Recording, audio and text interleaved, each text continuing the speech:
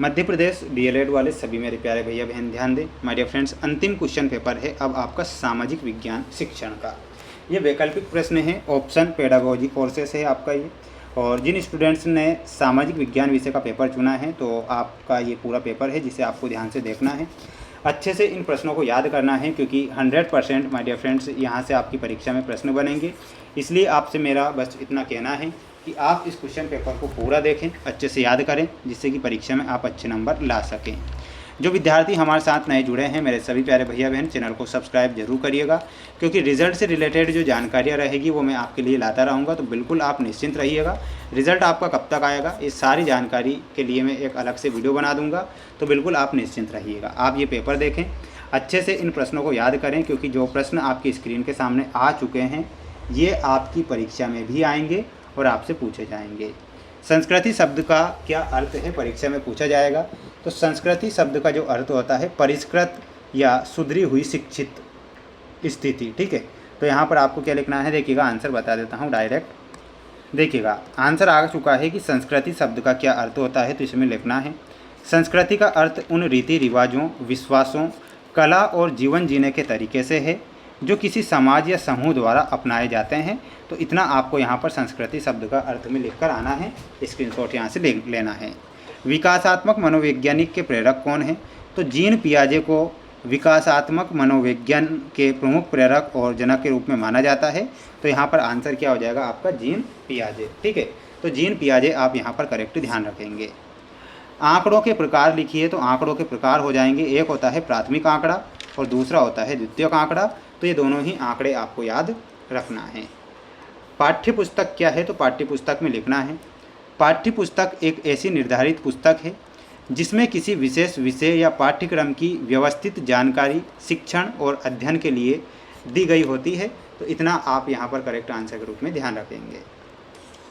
अगला क्वेश्चन दिया गया था आपको कि अधिगम के लिए आकलन की मुख्य विशेषता लिखिए, तो लिखना है अधिगम के लिए आकलन की मुख्य विशेषता यह है कि यह प्रक्रिया के दौरान होता है और विद्यार्थियों को अपनी सीखने की कमियों को सुधारने के लिए निरंतर फीडबैक प्रदान करता है। तो ये आपको इतना लिखना रहेगा, यहाँ पर स्क्रीनशॉट तुरंत लेते भी चलिएगा।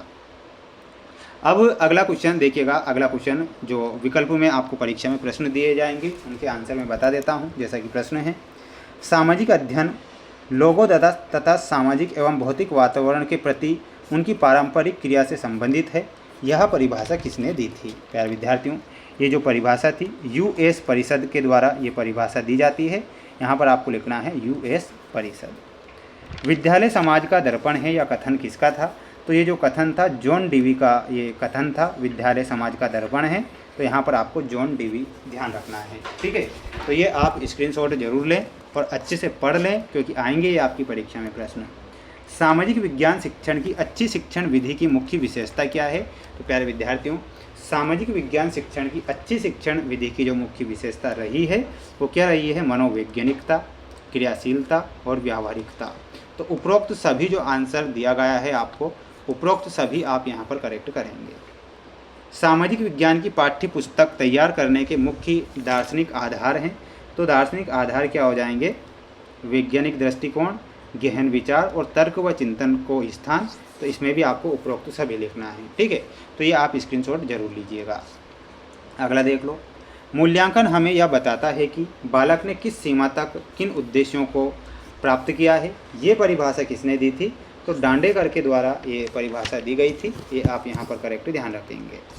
अब मैं अगले क्वेश्चन की ओर लेकर चलता हूँ। जैसा कि आप अगला क्वेश्चन देख पा रहे हैं, ये आपके रिक्त स्थान वाले क्वेश्चन आएंगे परीक्षा में, ठीक है। जैसा कि प्रश्न है, समाज के आधारभूत तत्वों का अध्ययन है। तो यहाँ पर लिखना है समाज शास्त्र, क्या हो जाएगा, तो यहाँ पर आंसर हो जाएगा आपका समाज शास्त्र। राज्यों के लिए तत्वों की आवश्यकता होती है, तो राज्यों के लिए 4 तत्वों की आवश्यकता होती है। सामाजिक शब्द का अर्थ क्या होता है, तो सामाजिक शब्द का अर्थ आपको बताना है कमेंट बॉक्स में, देखते हैं कौन आंसर देगा ना। प्रायोजना विधि के जनक कौन है, तो यहाँ पर इस विधि के जो जनक है प्रायोजना विधि के, तो यहाँ पर आपको लिखना है किलपैट्रिक। क्या लिखना है, तो आंसर हो जाएगा आपका किलपैट्रिक।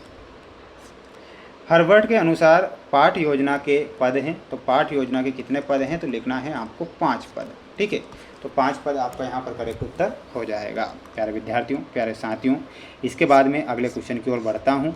जैसे कि अगला क्वेश्चन आप देख पा रहे होंगे, आपकी स्क्रीन के सामने है और क्वेश्चन पूछा गया है आपसे, सामाजिक विज्ञान शिक्षण की अच्छी विधि का अर्थ एवं कोई 2 विशेषताएं लिखिए। पाठ्य पुस्तक की परिभाषा लिखिए। तो इनके आंसर आपको देखना है। आंसर आप देखिएगा कि सामाजिक विज्ञान शिक्षण की अच्छी विधि, अर्थ एवं 2 विशेषताएं। अर्थ क्या होता है? सामाजिक विज्ञान शिक्षण की एक अच्छी विधि वह व्यवस्थित प्रक्रिया है जो छात्रों को ऐतिहासिक, भौगोलिक और सामाजिक अवधारणाओं को केवल रटने के बजाय उन्हें समझने, विश्लेषण करने और वास्तविक जीवन से जोड़ने में मदद करती है। यह विधि छात्र केंद्रित होती है और विषय को रुचिकर बनाती है। तो इतना आपको अर्थ लिखना है। अब जो विशेषताएं होंगी छात्र केंद्रित और व्यावहारिकता। तो ये विशेषताएं आपको करेक्ट करके आना है, स्क्रीनशॉट ले सकते हैं। अगला क्वेश्चन था कि पाठ्य पुस्तक की परिभाषा लिखिए। तो पाठ्य पुस्तक की परिभाषा देखना है। पाठ्य पुस्तक वह शैक्षणिक साधन है जिसमें किसी विशिष्ट विषय या पाठ्यक्रम की सामग्री को व्यवस्थित और क्रमबद्ध रूप से प्रस्तुत किया जाता है ताकि शिक्षक और छात्र दोनों ही शिक्षण अधिगम प्रक्रियाओं को प्रभावी ढंग से पूरा कर सकें। तो ये आपको इतना लिखना रहेगा, स्क्रीनशॉट ले लीजिएगा। माय डियर फ्रेंड्स, ये क्वेश्चन जो थे मेरे द्वारा यहाँ पर बताए गए हैं, ये आईएमपी के तौर पर मैंने प्रश्न बताए हैं। सभी स्टूडेंट्स वीडियो को लाइक कर चैनल को सब्सक्राइब जरूर करें। मिलते हैं नेक्स्ट वीडियो में। जय हिंद।